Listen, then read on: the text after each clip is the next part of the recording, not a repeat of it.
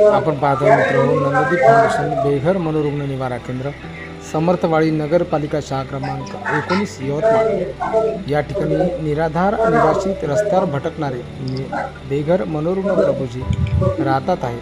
जवळपास 170च्या जवळपास बेघर बांधवांना या ठिकाणी निवारा देण्यात आलेला आहे. आणि नंददीप फाउंडेशन सातत्याने बेघर बांधवांचे पुनर्वसनसुद्धा करत आहे. आजपर्यंत 650च्या वर